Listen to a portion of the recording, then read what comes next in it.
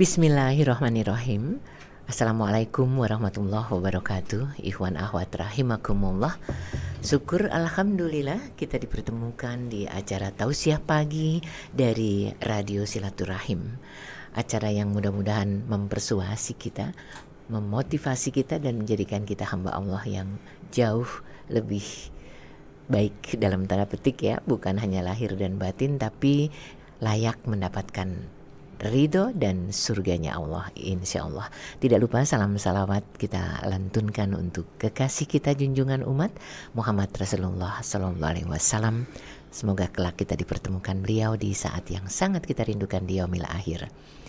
Ikhwan akhwat, masih bulan Syawal, mudah-mudahan kesibukan bersilaturahmi masih tetap berlangsung tanpa mengganggu aktivitas yang lain.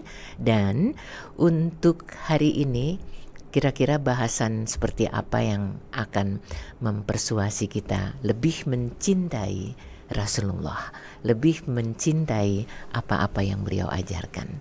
Kita sapa narasumber kita, Bapak atau Ustadz Abul Hidayah Sairoji. Assalamualaikum warahmatullahi wabarakatuh. Waalaikumsalam warahmatullahi wabarakatuh. Alhamdulillah sehat ya Ustadz ya. Alhamdulillah.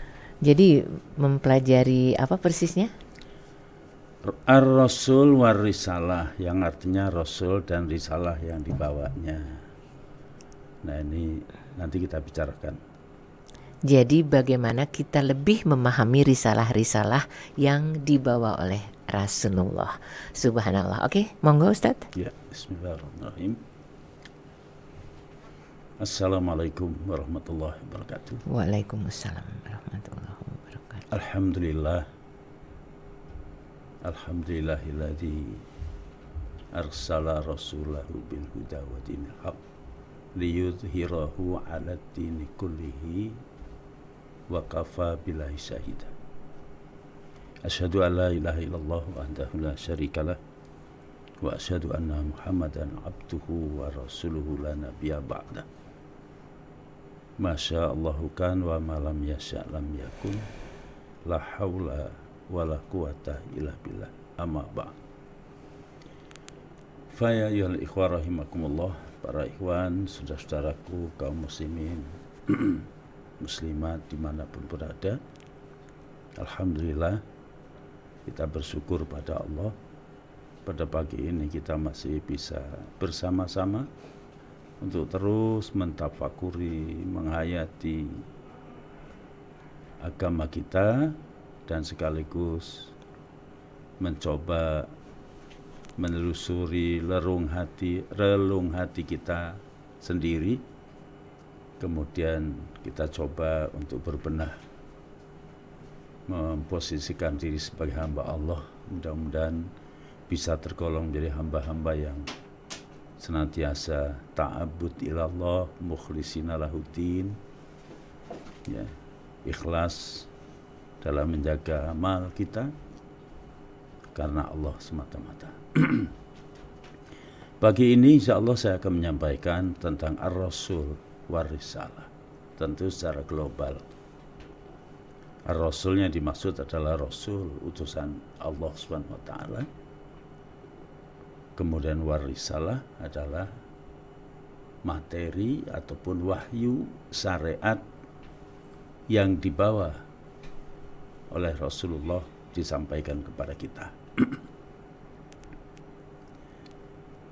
Wujud daripada kasih dan sayang Allah, rahman dan rahimnya Allah kepada manusia itu luar biasa, tak akan terhingga.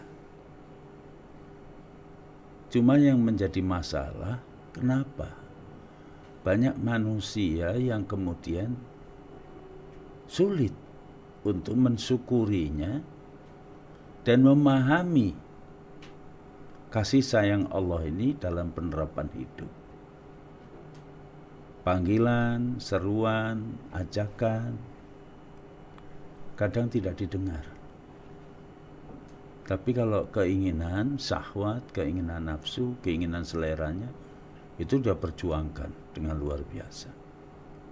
Padahal Allah, apapun yang terjadi di bumi ini dalam kehidupan kita, dari masa ada manusia sampai akhir zaman nanti, dengan segala aturan menurut kodrat dan irodatnya, itu tidak akan lepas dari bingkai Rahman dan Rahimnya Allah.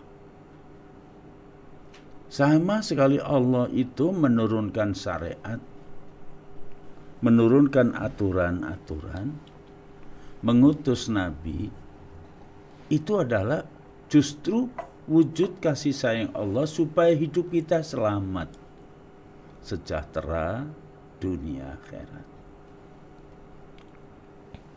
Bahwa benar kita di dunia ini dihadapkan dengan problem dan masalah sebagai tes kualitas, tapi Allah sudah menakar, mengukur dengan kodrat irodatnya.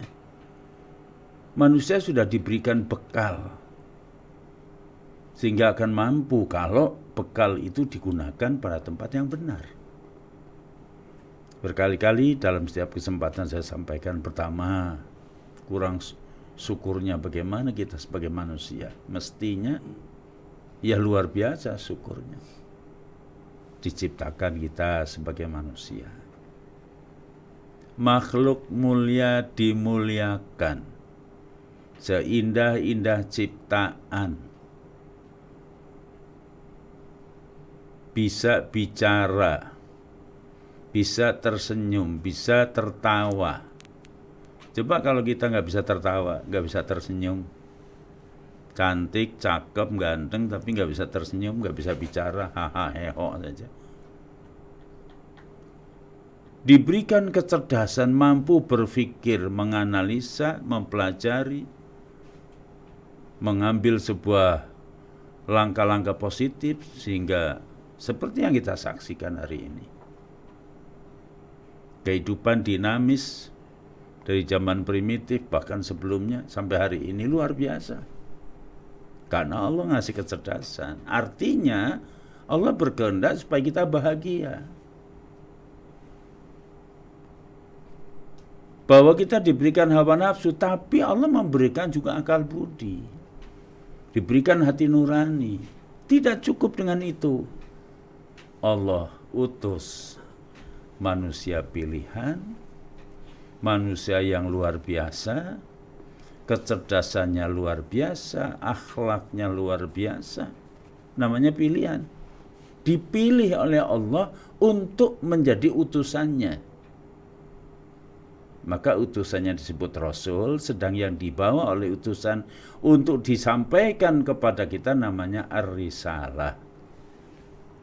Syariat, agama, undang-undang, atau an-nizam, aturan-aturan hidup sebagai konsep keselamatan, kesejahteraan yang bisa membawa kepada kebahagiaan, selamat dunia akhirat. Itu risalah. Itu menunjukkan bahwa Allah berkehendak supaya kita ini selamat dunia akhirat. Allah tidak menghendaki kita ini celaka. Allah tidak menghendaki kita memilih jalan sesat, maka dibentangkan dan dibeberkan. Jalan keselamatan, jalan ke surga, jalan kebahagiaan.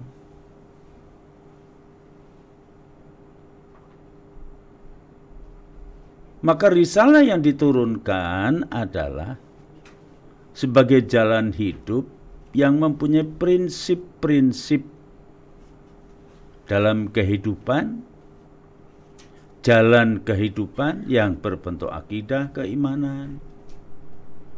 Dengan keimanan, akidah, keimanan itulah ditunjukkan. Pertama, dikenalkan kita kepada Sang Pencipta.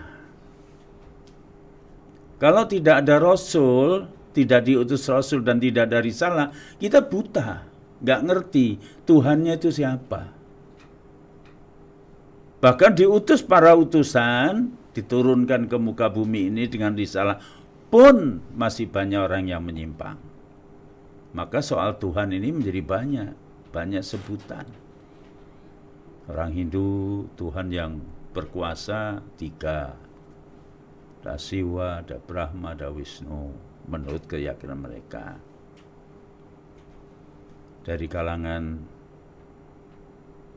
saudara Kristiani itu mengatakan tiga tapi satu. Kalau Hindu Trinitas maka ini apa namanya? Masa 3 in 1? 3 tapi satu tapi 3. Bingung juga kita. Buddha menganggap ada 2, Tuhan besar dan Tuhan kecil. Belum yang lain-lain. Jadi untuk memahami siapa Tuhan pencipta alam saja, kalau mengikuti manusia, pendapat manusia, perkiraan manusia, sebutannya banyak sekali. Tuhan, Tuhan, Tuhan, Tuhan, Tuhan, Tuhan. Asal jangan berhenti di separuh. Tuhan, Tuhan, Tuhan. Jangan berhenti di situ. Jadi nggak tahu mana Tuhan yang benar. Allah tahu supaya manusia itu jangan keliru dalam hal yang sangat prinsip dalam hidup ini. Pertama, mengenal Allah dengan benar, mengenal Sang Pencipta dengan benar. Diturunkanlah risalah. Diutuslah para nabi yang mendapatkan wahyu, mendapatkan risalah untuk disampaikan.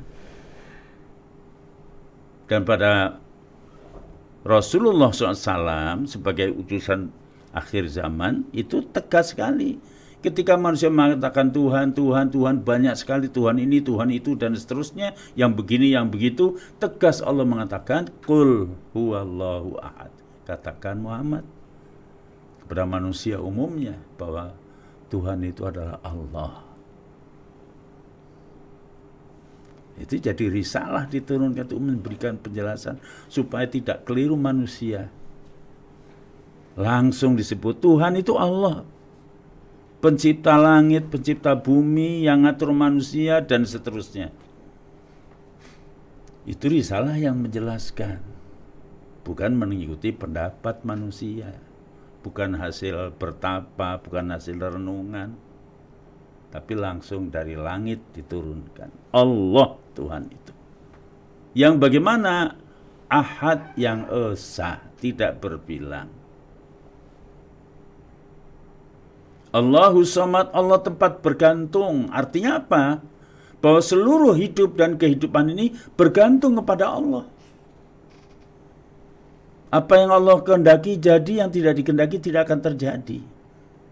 Tidak ada sesuatu yang bergerak melainkan dari Allah SWT. Karena Allah itu sumber segala kehidupan. Jadi bukan yang lain. Rezeki Allah yang ngatur. Keselamatan Allah yang memberi keselamatan. Manusia usaha tapi Allah yang kuasa untuk menentukan. Semua bergantung kepada Allah. Allahus Samad. Jadi artinya tidak boleh pada bergantung pada yang lain. Tidak boleh menganggap pada kehidupan yang dikendalikan oleh Tuhan-Tuhan lain selain hanya Allah. Lam yalid walam yulad. Tidak beranak dan tidak diperanakan. Kenapa? Karena masih banyak orang menyangka, meraba-raba bahwa itu persepsi yang digambarkan Tuhan itu seperti manusia. Punya anak dan diperanakkan. Tegas Allah tidak. Kenapa? Karena Allah itu bukan makhluk. Kalau masih beranak dan diperanakkan berarti makhluk sama. Maka ditegaskan pada akhir walam yakullahu kufuwan ahad, dan tidak ada sesuatu apapun baginya yang menyerupai. Jadi beda. Maka tidak bisa kita mengatakan Tuhan seperti apa dan sebagainya. Kalau masih dihayalkan menurut pikiran kita dengan otak yang kecil ini, tentu tidak akan mungkin. Mungkin bayangannya seperti makhluk yang lain, dianggap ini, dianggap itu. Tegas sekali. Nah itu antara lain risalah yang dibawa oleh Rasul tentang masalah akidah keimanan agar manusia tidak keliru terhadap mengenal terhadap Tuhannya. Itu anugerah dari Allah. Nah kalau keliru berarti langkah berikutnya akan salah. Pengabdian mempersembahkan amalannya kepada yang salah tadi. Kalau salah ya salah semua. Berikutnya dengan risalah ditunjukkan bahwa ibadah itu, pengabdian itu, bersyukur itu, berdoa dan meminta, mohon perlindungan dan ampunan, itu hanya kepada Allah. Maka awal-awal surat Al-Baqarah, ya ayyuhan nasu u'budu rabbakumul ladzi khalaqakum walladzina min qablikum la'allakum tattaqun. Wahai manusia, sembahlah Allah Tuhanmu yang menciptakanmu, yang menciptakan orang-orang sebelum kamu. Jadi jangan yang lain. Jangan menyembah yang diciptakan, yang dibuat oleh kita. Nah, itu kan kekeliruan besar. Menyembah dalam arti luas, dalam arti ibadah pengabdian, mangawulo, mengabdikan diri, itu seluruh hidup kita. Oleh syariat diatur, inna sholati wa nusuki wa mahyaya wa mamati lillahi rabbil alamin. Hidup matiku, ibadahku, sholatku, semuanya itu ditujukan hanya Allah. Maka dalam teori tauhid yang kita pelajari itu ada tauhidnya disebut rububiyah, mengakui bahwa tidak ada Tuhan selain Allah, sang pencipta, pemelihara alam. Dan dilarang sekali kita menganggap, mengakui, meyakini ada Tuhan lain selain Allah. Yang menciptakan, yang memelihara, yang memberikan rezeki, yang mengatur, semua itu Allah.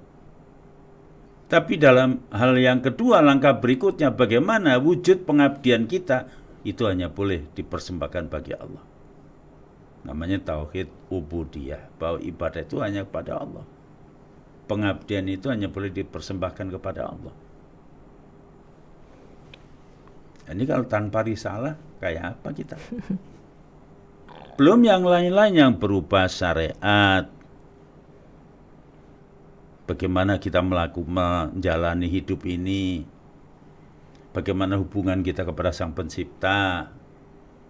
Bagaimana kita dalam kehidupan sesama manusia, mana yang boleh, mana yang tidak, mana yang utama, mana yang itu pelanggaran, dosa, dan sebagainya. Syariat yang menentukan, bukan hasil mufakat.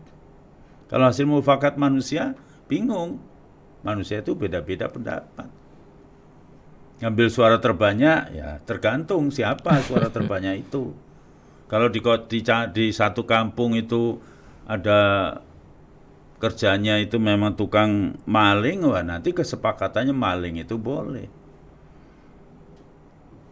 Kalau mayoritas di desa itu adalah suka judi, ya akhirnya kesimpulannya judi itu halal, judi itu bagus. Itu kalau manusia.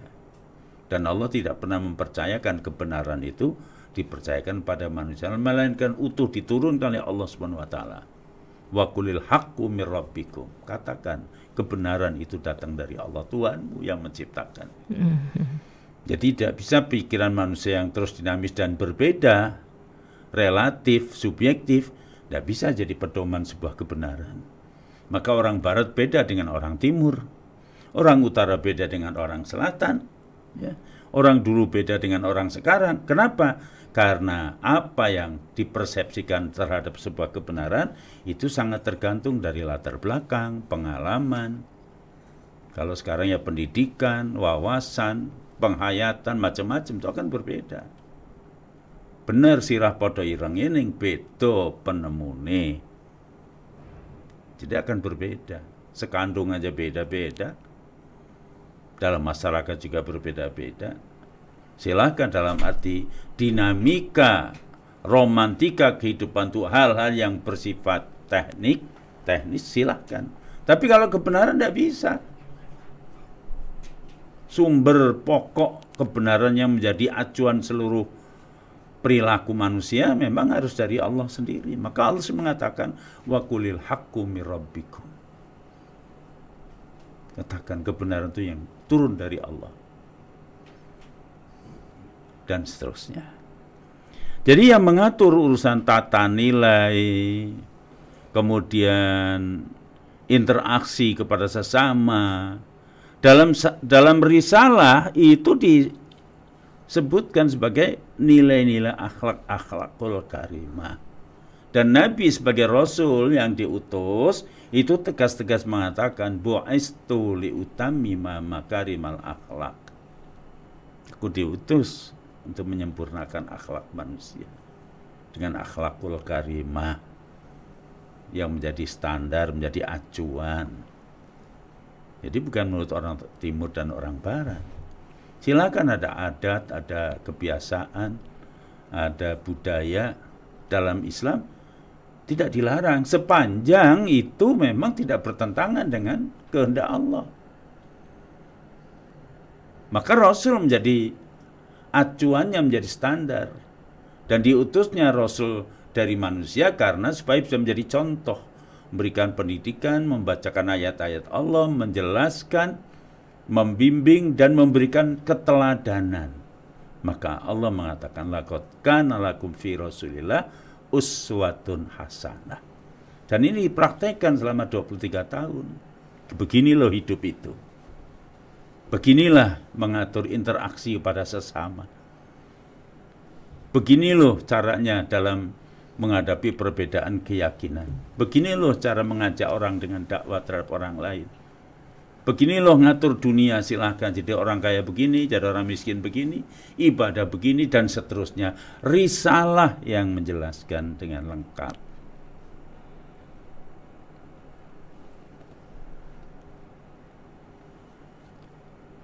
Jadi diturunkan risalah, diutusnya Rasul, jelas menunjukkan kasih sayang dari Allah, Rahman dan Rahimnya Allah, yang berkehendak bahwa agar manusia dapat mewujudkan kehidupan yang sejahtera, kehidupan yang damai, kehidupan yang sentosa, jauh dari mara bahaya dan binasa ujungnya.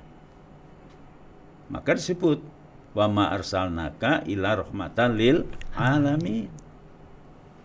Tidak ada Allah berkehendak dengan syariatnya menyusahkan manusia, menjadi manusia malapetaka, menjadi manusia terkekang, tidak bisa maju dan seterusnya. Bukan, justru risalah itu menjadikan landasan untuk orang bisa hidup sejahtera, hidup maju dan berkembang, berperadaban. Tetapi yang dikehendaki peradaban yang dicontohkan dikehendaki oleh Allah dengan melewati utusannya para nabi, peradaban yang santun, peradaban yang harmonis, peradaban yang seimbang, yang saling menghargai kepada sesamanya, jauh dari pertikaian, jauh dari pertumpahan darah, jauh dari perebutan yang ikuti nafsu. Itulah konkretnya pada agama yang diturunkan. Maka terhadap kita diperintahkan beragama jangan sepotong-sepotong. Jangannya dipilah-dipilih. Yang cocok diambil, yang tidak cocok diabaikan. Perintah Allah, ya ayyuhalladzina amanu dkhulu fis-silmi kafah. Wahai orang-orang beriman, masuk kamu ke dalam agama Islam itu secara kafah. Kafah itu kalau bahasa Jawa kabeh. Jadi ada mirip-mirip Arab lah sedikit orang Jawa. Tapi karena banyak makan tempe lambene mantan kantel jadi kafah, jadi kabeh. Manjinga sira kabeh dalam agama kabeh. Artinya syariat yang diturunkan oleh Allah. Karena itu baik untuk manusia. Bukan hanya untuk manusia, baik untuk lingkungan. Baik untuk menjadi ramah lingkungan, keharmonisan, dan semua secara fisik ataupun psikis memerlukan terhadap syariat yang Allah turunkan itu. Jadi semua yang disyariatkan, yang dibawa oleh para rasul adalah tujuan akhirnya adalah agar kita hidup sejahtera, kehidupan yang damai, kehidupan sentosa yang terwujud dalam kehidupan kita. Merdeka dalam arti yang sebenarnya, tidak mengganggu dan tidak pula terganggu oleh yang lain, saling menghormati satu dengan yang lain, menebar kasih sayang, saling tolong menolong. Itulah agama atau syariat risalah yang dibawa oleh semua para nabi, khususnya pada Nabi akhir zaman yang langsung ditegaskan wa ma arsalnaka ila rahmatan lil alamin. Jadi kalau orang Jawa mengatakan mengayu-ayu harjaning bawono, kehidupan kita ini sebenarnya ada tugas. Maka Allah menyebut sebagai khalifatullah itu diwakilkan kepada manusia untuk menciptakan mengayu-ayu harjaning bawono, kebahagiaan dunia dalam kehidupan ini, atau yang disebut dengan peradaban yang santun, peradaban yang baik. Nah, di dalam aturan syariat, risalah yang diturunkan oleh Allah Subhanahu wa taala itu diatur dimulai dari membangun pribadi-pribadi kita. Orang tua ketika diamanati, punya momongan, punya anak, amanat agar dibangun kepribadiannya, pribadi yang takwa, yang santun, yang ngerti mengenal Allah, mengerti bagaimana cara ibadahnya, bagaimana berinteraksi dengan akhlakul karimah, bagaimana berjual beli, bagaimana utang piutang, dan seterusnya. Itu diatur, dititipkan pada orang tua, sehingga diharapkan amanat anak itu menjadi anak yang soleh. Wajib hukumnya. Nah, ini kewajiban orang tua, itu amanat. Ini kadang-kadang kita kurang ya, kebanyakan tuh kurang, kebanyakan tidak semua. Ada yang kurang peduli dalam hal keimanan dan akhlak. Yang dididik itu, yang diutamakan adalah kecerdasan intelektualnya, supaya dia bisa bersaing, supaya dia menguasai bidang ekonomi, nanti bisa mendatangkan uang yang banyak, harta yang dan seterusnya. Itu yang dianggap sukses. Jiwanya dibiarkan kosong, kering kerontang, tanpa iman. Otaknya diberikan kecerdasan, hatinya dibuat kosong. Ya, bahaya ini. Dan itu yang terjadi. Jangan heran kalau kemudian kejahatan itu dikemas dengan kemasan yang luar biasa. Maka orang kemudian menyebut kejahatan kerah putih, kejahatan yang dilakukan oleh beliau-beliau orang-orang pinter. Itu bahaya, itu membahayakan dunia. Jadi membahayakan dunia bukan harimau, bukan gajah, bukan babi hutan, tapi dalam manusia-manusia cerdas yang hatinya kosong tanpa iman. Karena salah arah, salah pendidikan dari orang tuanya. Saya sering berilustrasi, kalau anak sekolah betul-betul dikudang-kudang, digadang-gadang, anak lanang, anak wedok, pokoknya kowe kudu pinter, sekolah harus pinter, luar biasa, difasilitasi oleh orang tua, cari sekolah yang terbagus walaupun mahal, berapa dibayar. Itu kalau bisa semua orang juga begitu kepengennya. Tidak dilarang itu, monggo, bagus itu. Cuma ya ngono ning aja ngono. Ngelingono menungso itu punya yang disebut dengan rohani, punya jiwa. Mbok diopeni jiwane, jangan hanya otak dan fisiknya saja. Kalau cerita soal anak, matematika 8, bahasa Inggris 9, sukses. Wah, Masya Allah, IPK-nya sekian, bangga. Ya baguslah itu.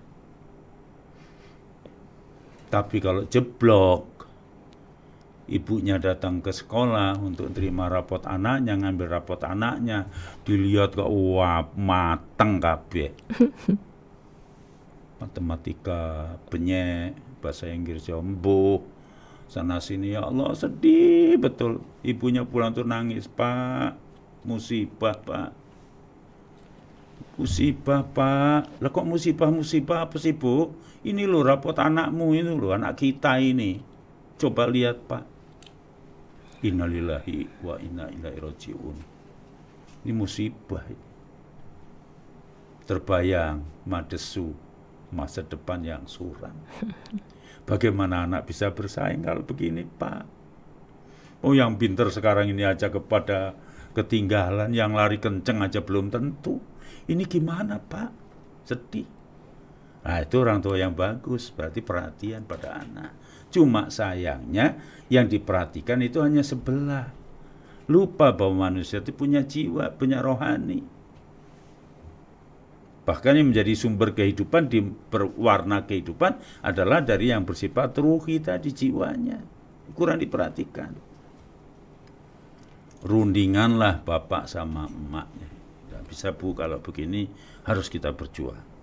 Anak harus pinter supaya tidak kalah sama yang lain. Dia bisa sukses, apalagi hari ini yang pinter aja belum tentu, apalagi yang begini. Tidak bisa Bu. Lah terus gimana? Panggil guru privat khusus di rumah. Mahal Pak? Tidak peduli mahal. Jual kalungmu, jual gelangmu, nggak apa-apa. Harta bisa dicari. Wah, mantap ini orang tua seperti ini. Panggillah guru privat matematika, bahasa Inggris ini. Wah ya pinter, wong anak itu nggak ada yang bodoh kok. Wong selama ini kadang-kadang kita yang lalai. Asal udah kasih duit, kasih makan, udah pakaian bagus, udah fasilitas, kendaraan, HP, udah dianggap sudah selesai tugas orang tua. Nggak bisa. Wong pinter juga kalau dibiarkan jor kelowor begitu ya sembuh. Tapi begitu diperhatikan ternyata luar biasa. Juara kelas kalau zaman dulu, ranking. Ya, nilainya 8, 9, 10, 8, 9, 10. Wow, bangga Mak. Nih lihat Pak. Nih anakmu nih sekarang, alhamdulillah. Pinter ya Bu? Iya, sapa dulu dong ibunya. Bangga ibunya. Baguslah. Tapi ketika anak itu nggak ngerti agama, lah kok santai saja, enjoy saja. Nggak sholat, dibiarin. Subuh siang bangunnya ya biarin aja Pak, kasihan, jangan dibangunin. Pakai tidak nutup aurat ya biarin, nggak bisa baca Al-Quran ya seben. Tante kalau udah tua kan bisa sendiri sih Pak, rasa repot gitu aja kok repot. Yang penting pintar sekolah. Nah ini masalah ini. Lah kalau dia jadi orang pintar, jadi orang penting, punya pengaruh besar karena dia menjadi pemimpin, jadi orang memegang dudukan strategis, nggak punya agama, nggak punya iman, lah ini rusak. Rusaknya di sini. Nah oleh karenanya Allah turunkan risalah itu bukan Allah berkehendak, Allah punya kebutuhan untuk kita supaya hidup ini seimbang. Silakan pintar, silakan kaya, silakan hebat, tapi didasarkan pada hati yang bersih, jiwa yang jujur, ya, tahu bisa memilah mana yang hak dan mana yang batil, mana yang benar, mana yang salah. Itu yang dikehendaki. Silakan. Kecerdasan yang dimiliki oleh orang-orang yang jujur karena iman, karena diperhatikan keimanannya, risalah itu diterapkan dalam kehidupan keluarga dari orang tua pada anak-anaknya. Kalau anaknya itu menjadi seorang yang hebat, maka ditopang oleh kehebatan iman. Kalau dia menjadi orang sukses sebagai pengusaha, maka akan membawakan berkah yang banyak terhadap banyak orang dari harta dan kesuksesannya. Kalau dia menjadi pemimpin yang hebat, wani mandekani untuk kepentingan rakyat banyak, pasang badan dia untuk kesejahteraan rakyat dengan niat mengabdi, tulus mengabdi, ibadah kepada Allah tanpa pamrih, sepi rame ing gawe, sepi ing pamrih. Itu Masya Allah yang dikehendaki seperti itu. Itulah agama. Agama tidak pernah melarang orang jadi orang hebat, orang kaya, orang sukses. Wong dunia ini diserahkan pada kita untuk supaya diopeni.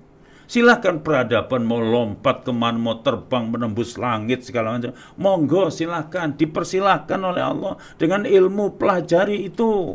Di laut, di mana kekayaan silahkan dieksploitir, digali, digunakan untuk kesejahteraan sebesar-besar kemakmuran rakyat. Undang-undang sih ya, undang-undang dasar gitu hebat tuh. Tapi prakteknya melenyek gitu. Ya, kadang-kadang untuk aku bukan untuk kepentingan sebesar-besar kemakmuran rakyat.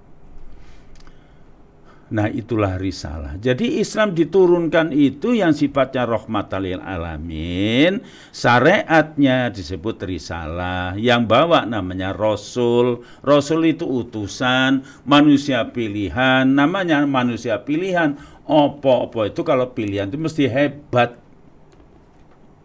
Masa mamak milih timun, milih yang bungkuk gitu, yang boleng, nggak mungkin. Milih yang mulus, yang muda, yang bagus, yang sayuran, tentu sayuran yang bukan yang layu. Pilihan namanya.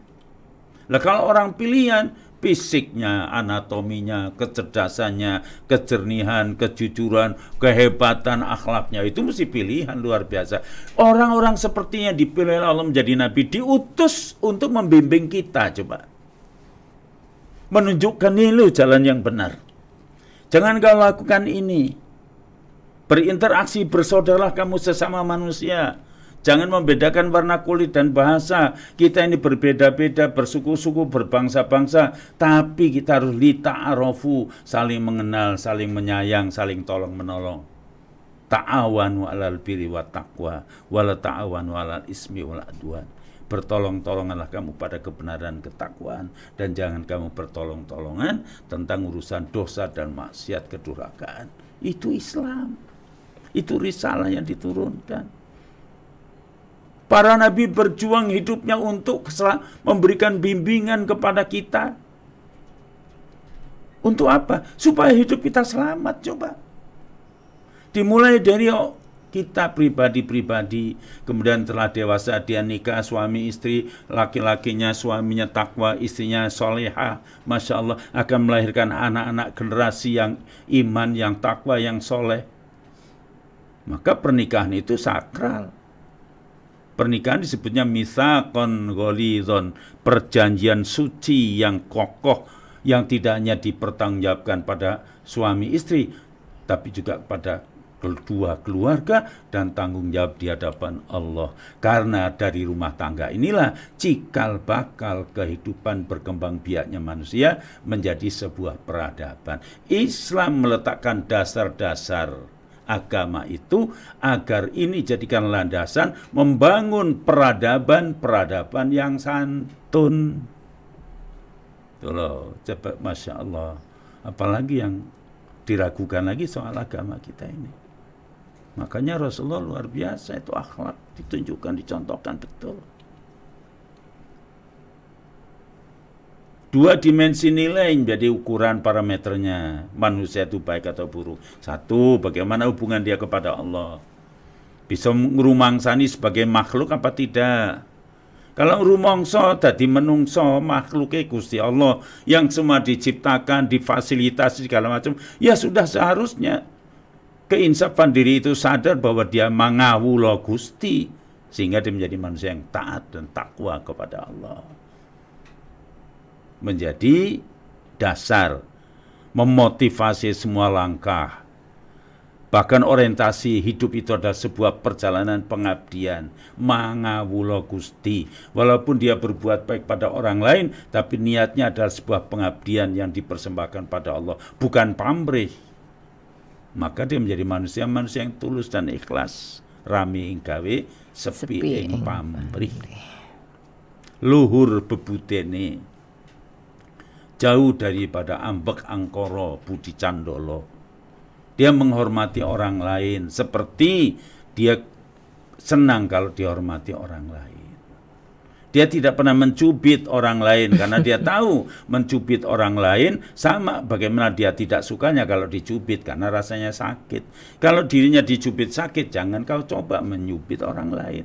Itu tepo seliro tenggang rasa yang luar biasa karena iman dan akhlakul karimah. Jadi dengan risalah itulah maka kita menjadi mengerti, ya, mengenal Allah dan tahu bagaimana cara menyembah dan mengabdi kepadanya, berbakti kepada Allah. Yang kedua, menjadi tahu tentang peta kehidupan. Ternyata hidup itu tidak hanya di dunia sekarang ini, tapi sudah kematian ada kehidupan disebut alam barzah. Sudah alam barzah nanti ada alam kebangkitan, ada padang mahsyar, kemudian ada peradilan dan seterusnya, ada surga dan ada neraka. Itu risalah yang membeberkan kepada kita yang dibawa oleh para nabi. Kemudian hidup yang dilakukan atas dasar risalah yang dia yakini yang dibawa oleh para rasul, maka hidup semua langkah hidupnya menjadi bermakna dan berkualitas. Mengerti motivasi seluruh rangkaian yang dia lakukan. Setiap dia akan melakukan segala sesuatu itu didasarkan pada pengabdian kepada Allah dengan tulus dan ikhlas. Tujuannya hanya mengharap bagaimana menjadi hamba yang disayang dan diridhai oleh Allah. Dari itu maka akan melahirkan satu perilaku yang terbaik, sehingga dia menjadi manusia baik, karena khairun nas anfa'uhum linnas. Sebaik-baik manusia adalah yang mereka banyak memberikan manfaat terhadap manusia. Wallahu a'lam bissawab. Masya Allah, pengingat yang sungguh luar biasa, karena dalam waktu beberapa menit kita diingatkan kembali pada hal-hal yang tidak atau jangan pernah kita lupakan. Ustadz, boleh kita langsung ke pertanyaan ya? Silahkan. Ini dari, tunggu sebentar, Eyang Sri ya. Assalamualaikum. Waalaikumsalam. Juga untuk kru Rasil dan pendengar yang mudah-mudahan selalu dapat rahmat dan ridha Allah. Izin bertanya Ustadz, ya. Kalau negara adanya hanya serba palsu, ini palsu itu palsu, janji palsu, bohong-bohong melulu, yang dolim naik pangkat, yang jujur dihancurkan, apa ini merupakan alamat hancurnya negara, Pak Kiai? Kami tunggu jawabannya dan mohon maaf untuk semua. Iya, Yang Sri, silakan. Ya. Memang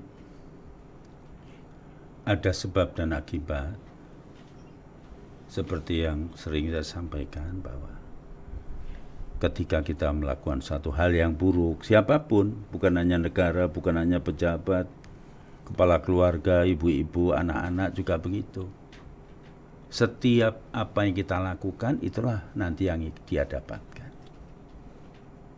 Apa yang dia tanam, apa yang dia ketam, itu adalah apa yang dia tanam. Jadi istilah orang Jawa mengatakan, ngunduh wae pakerti, siapapun. Kalau buruk ya dapatnya buruk. Jadi Allah sudah memberikan kebebasan kepada kita manusia. Manusia sudah diberikan hak istimewa luar biasa kok. Dunia sudah diserahkan, kecerdasan sudah diberi, hati nurani sudah ada, diturunkan risalah, Rasul diutus, rezeki diberi, difasilitasi, dicukupi semuanya. Coba. Terus dia berbuat yang macam-macam, siapapun, pejabatnya atikang-atikung, rakyatnya jauh dari Allah, kurang sabar, ya udah hilang makna dalam kehidupan. Itu dalang itu nyondro kahanan kaya dene wong alas ilang wingite. Kali ilang kedunge, sawah ilang loe. Pasar ilang kumandange. Pangembating praja ilang keadilane, rakyat ilang sabare. Wong lanang ilang kaprawirane, wong wadon ilang wirangi. Bocah padha ilang bebuden-bebudene, rusak dunia. Dan itu jelas. Dhaharul fasadu fil barri wal bahr bima kasabat aydin nas liyudhiqahum ba'dal ladzi amilu la'allahum yarji'un. Surat Ar-Rum. Telah nampak kerusakan di darat dan di laut disebabkan oleh pakerti tangan-tangan manusia, perilaku-perilaku manusia. Jadi mau baik mau buruk bagaimana kita? Kalau baik ya baik, Allah sudah berikan, silakan. Tanggung sendiri, kalau baik kamu ini nanti. Tapi kalau yang kamu pilih keburukan, tidak amanah, tidak jujur dan sebagainya, ya kehancuran akibatnya. Monggo. Faman sa'a falyu'min, faman sa'a falyakfur. Mau iman-imanlah, mau kufur-kufurlah, tapi semua tanggung risikonya sendiri. Nah, itu yang perlu kita pikirkan bersama. Wallahu a'lam. Insya Allah. Ini dari Pak Arwin, Ustadz. Terima kasih tausiahnya, nasihatnya. Semoga Pak Ustadz dan semua pejuang dakwah serta pendengar Radio Rasil dalam keadaan sehat walafiat dan lindungan Allah. Amin, Pak. Makasih. Pak Arwin, tidak ada yang ditanyakan, tapi ini ada satu, tidak ada namanya, yang mengatakan, Ustadz, segala sesuatu yang terlambat bisa diapain? Anak saya udah gede, saya dulu jujur ngejar mereka untuk pintar dalam hal pendidikan di sekolah, tapi seperti yang Ustadz bilang, saya lupa mendidik mereka untuk taat. Dan sekarang di zaman milenial ini saya nggak tahu harus berbuat apa. Mereka hampir jauh dari apa yang didambakan orang tua terhadap anaknya dalam hal agama. Bagaimana Ustadz? Nggak ada yang bisa dilakukan kalau sudah dewasa, mereka sudah mahasiswa, sudah SMA. Ya. Belum terlambat, masih ada waktu. Ya, sepanjang kita masih hidup, napas masih, jantung masih berdetak, tidak boleh putus asa. Kalau kekeliruan, kesalahan yang sudah dilakukan, maka bertobatlah kepada Allah. Mohon ampun kepada Allah. Ya Allah, Engkau titipkan kepadaku anak, ternyata aku lalaikan. Aku tidak lakukan itu, membangun karakter kepribadian sebagai anak yang beriman dan soleh. Maka sekarang sudah terlambat. Mohon ampun ya Allah. Dan berikutnya, ya tentu kita namanya taubat itu antara lain selain menyesal, mohon ampun pada Allah, tidak mengulanginya lagi, dan mengganti kekurangan, kekeliruan itu dengan yang baik. Tidak ada yang terlambat, walaupun sudah jadi pejabat, walaupun sudah mahasiswa SMA, toh itu kan kita bapaknya, emaknya. Kumpulkan mereka, kumpulkan kapan diberikan wejangan nasihat. Kalau dia tidak bisa, mungkin bisa manggil guru, datang, berikan. Dan selalu menyampaikan bimbingan, petunjuk-petunjuk, pitutur-pitutur bagus. Bunda makan bersama anak-anakku. Semuanya tolong dengarkan Bapak, dengarkan Ibu. Kalian memang Bapak salah tidak mendidik kamu dari kecil. Tapi tidak ada istilah terlambat. Saya ingin kalian telah belajar hidup dengan beragama yang benar. Itu bisa kita lakukan. Jadi jangan hanya kita menyesal doang. Ya, menyesal tapi tanpa ada usaha. Selain itu berdoa, terus berdoa pada Allah, nangis pada Allah, ya Allah, jangan sampai. Sebab itu nanti jadi bukan hanya amal yang baik yang jariah, amal buruk yang jariah. Nanti kita pulang pada Allah, dia tidak punya akhlak, tidak ibadah pada Allah, apalagi kelakuannya banyak maksiat, kita dapat bagian. Astaga. Namanya dosa jariah itu. Kita menyesal kalau kita tidak berbuat. Jadi masalah yang sudah lewat tapi tidak ada istilah terlambat. Kita yang sudah lewat kita mohon ampun pada Allah, guna perbaiki ke depan. Tetap walaupun SMA, walaupun pejabat, jenderal sekalipun, kalau anak tetap anak, orang tua harus mendengar nasihat orang tua. Panggil dia, kumpulkan, makan bersama, kemudian kita berikan pitutur-pitutur yang baik dan seterusnya. Wallahu a'lam. Jadi anak apapun juga adalah tanggung jawab ayah bunda. Kalau seperti yang tadi Ustadz bilang terkait dengan terlambat mendidik, mereka udah gede, sementara yang diperlukan adalah memahami risalah dari Rasulullah. Ya, betul. Tidak ada istilah kata doa. terlambat ya. Mudah-mudahan kita semua berdoa, karena rasanya ini mewakili banyak juga, karena banyak di antara kita yang bukan abai sih, tetapi karena anak-anak juga sibuk dengan apa yang harus diraih, kita sendiri sibuk dengan urusan yang lain-lain. Kalau ini ada Pak Budi yang mengatakan, iya, betul semua yang disampaikan oleh Ustadz, bahwa hidup dan mati kita hanya untuk Allah semata. Mestinya kita mencontohkan apa yang Rasul lakukan dan katakan, tapi sayangnya Kita lebih peduli pada nama baik dan pada gengsi. Itu yang saya sesali, Ustadz. Meskipun ya tetap melakukan kewajiban, tetapi orang-orang di sekitar saya tidak melakukannya, anak bahkan istri juga. Saya sungguh sangat sedih. Tapi harus bilang apa? Ada dua nih. Yang ini istri lagi. Kalau istri gimana? Istri ya tetap aja yang bisa kita lakukan. Apalagi istri kan tanggung jawab juga kan? Ya tetap tanggung jawab sebagai ibu. Ya, anak lahir, kullu mauludin yuladun al fitrah, fa abawahu yuhawidanihi au yumajisanihi au yunasiranihi. Anak yang dilahirkan dalam keadaan fitrah, suci.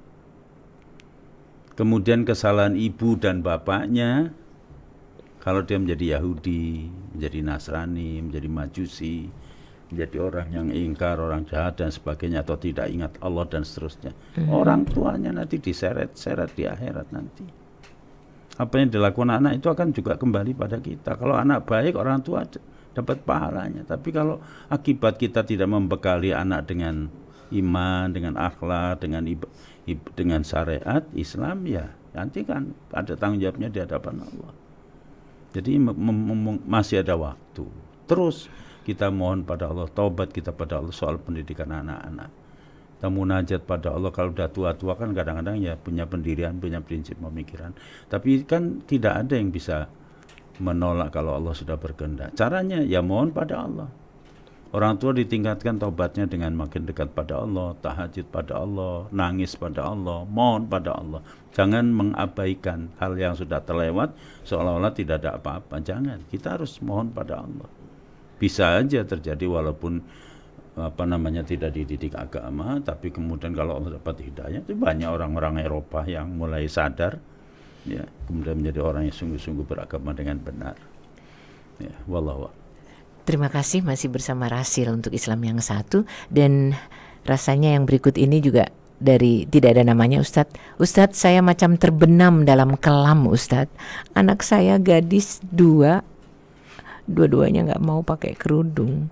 Masa ya dipaksa sih, Ustadz? Dan kalau itu nanti jadi tanggung jawab saya, apa yang bisa saya lakukan memaksa anak-anak sekarang? Saya tidak tahu, Ustadz. Mohon doanya dan mohon petunjuknya. Terima kasih. Ya. Artinya seperti tadi yang saya sampaikan, kalau udah terlanjur begitu, ya tidak cukup hanya ditangisi, kita mesti berbuat. Berbuat itu dalam beragama tidak harus dipaksa, tidak boleh. La ikraha fiddin, tidak ada paksaan dalam agama. Tapi diberi kebimbingan, keyakinan, dijak ngobrol, ajak diskusi.